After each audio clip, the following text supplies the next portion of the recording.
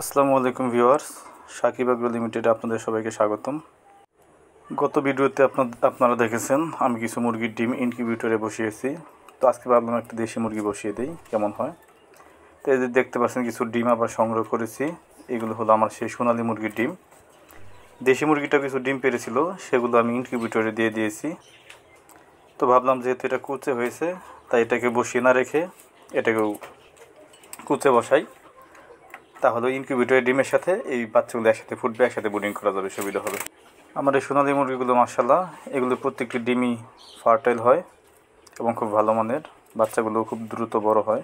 এখানে একটা গেটের ভিতর কিছু খড় নেওয়া হয়েছে, গ্রাম্য ভাষায় বলা হয় খ্যার। এগুলো ছোটো ছোটো করে কেটে নিয়েছি, যাতে খুব সহজেই ডিমগুলো ভিতরে রাখা যায় এবং মুরগিটা খুব ভালোভাবে ডিমগুলোকে ঘুরে ঘুরে তা দিতে পারে।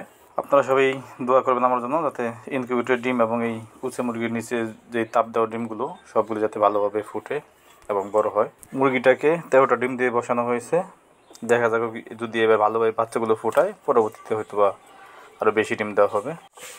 সবাই আমার চ্যানেলটাকে সাবস্ক্রাইব করবেন, ভিডিওগুলো শেয়ার করবেন এবং কমেন্টে অবশ্যই আপনাদের মতামত জানাবেন আমার ভিডিওগুলো কেমন লাগছে।